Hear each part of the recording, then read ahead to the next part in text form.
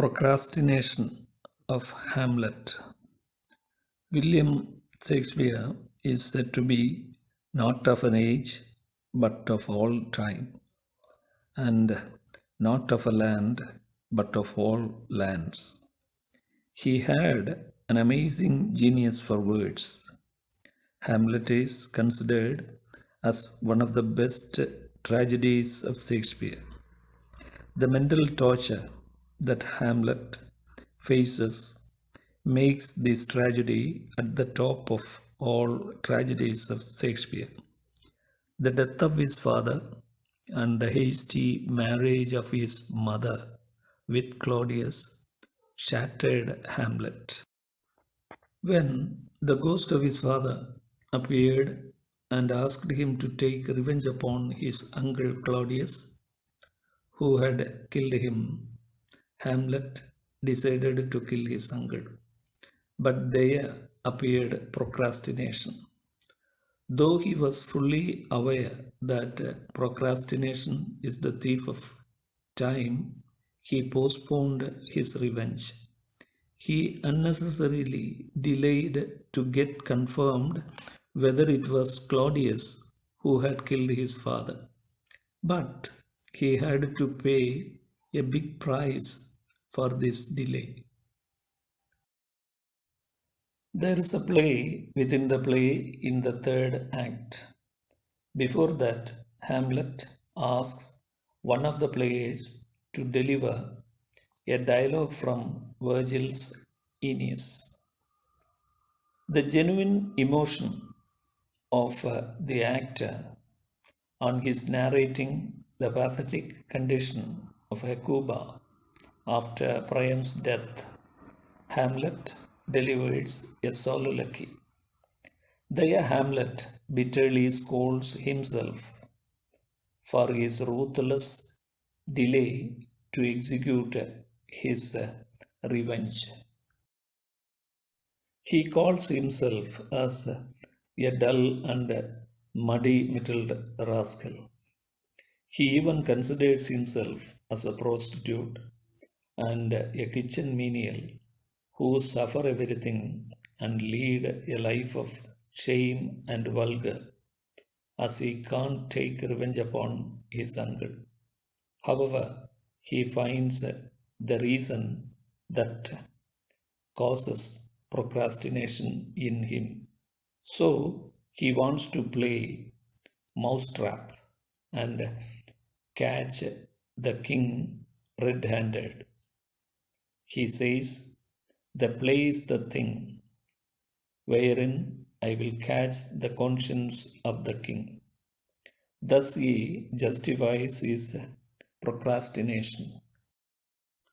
Moreover, he doubts the ghost and thinks that sometimes it may deceive him and lead him to commit the sin of murder.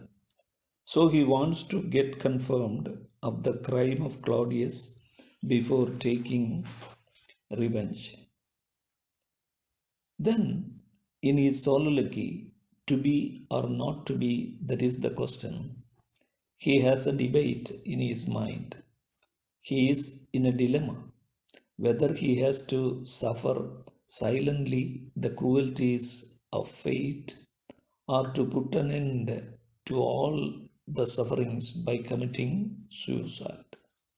As he doesn't know what is waiting for him after his death, he decides not to commit suicide. Thus, this soliloquy reveals the speculative nature of Hamlet than any other soliloquy. Here, he becomes more of a philosopher than of a man of action by saying, "Thus conscience does make cowards of us all." In another situation, he hesitates to kill his uncle on his finding him in prayer. He thinks that as Claudius is in direct connection with God, then his killing him will send him to heaven. When his father gets tortured in hell, how can he sent his murderer to heaven. So he decides not to kill him. Then he puts his word down by saying, "And now I will do it." And so A goes to heaven. Instead, he decides to wait for an opportunity where he may find him sleep after drunk or do something equally wicked deed. Here he awaits the responsibility that has been entrusted to him by the ghost by finding some reasons not to kill his uncle. Thus, Hamlet's procrastination becomes the assassin of opportunity. As Hamlet is a man of moral idealism, he shows an unlimited delight and faith in everything that's good and beautiful. So, it is clear that the revenge is delayed because of the peculiar temperament of character of him. Instead, he might have killed his uncle and revealed the truth to all. Thus, he could have made his revenge an inevitable one, but that he never did. So, his delay makes many die, including the innocent people like Ophelia and Laertes. Thus, the procrastination of Hamlet becomes the main villain in the play that creates all the trouble in Hamlet's life.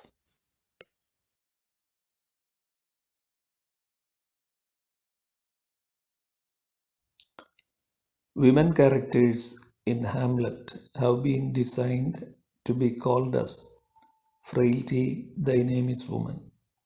Shakespeare's Hamlet is remarkable for its richness and variety, its fullness of interesting characters, and for its shrieking contrasts.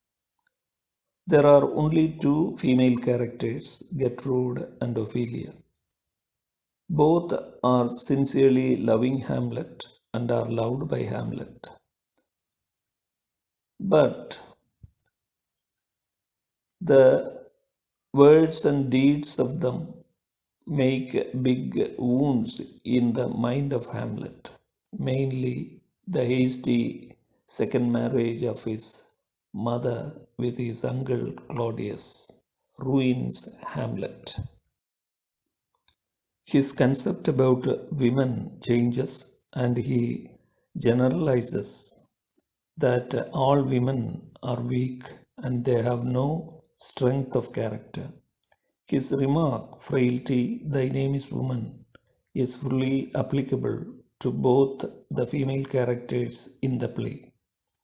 This remark comes in the soliloquy that he makes just after the urge of his mother and uncle Claudius not to go to the university and stay with them in Denmark. Hamlet recalls the profuse tears that his mother had shed at the time of his father's death. Like Niobe, she had followed his father's dead body to the graveyard. He wonders how it was possible to get married to Claudius within a month, who is far inferior to his father.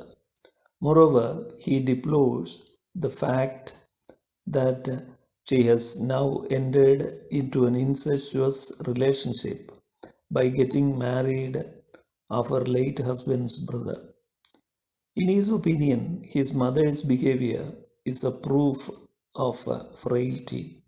Moreover, the ghost of his father tells Hamlet that Gertrude had been having an incestuous relationship with Claudius during the very lifetime affair with her first husband. This adds fuel to the fire of his hatred towards women. Actually, Gertrude herself is fully aware that the main cause of the disappointment are both the death of his father and the hasty marriage of her with Claudius.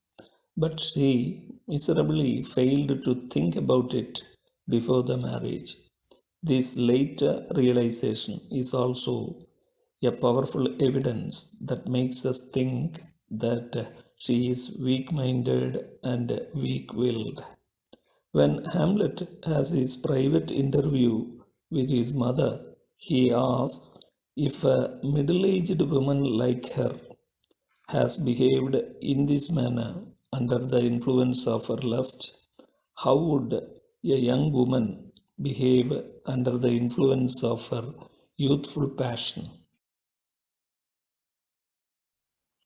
Gertrude begs Hamlet not to go on talking to her in that manner. She says, "These words like daggers enter in my ears." These all show that Gertrude has realized her mistake, but she is incapable of either convincing her son or avoiding the incestuous relationship with her existing husband. Thus, she proves herself again and again that she is too frail to tackle the problems of her life.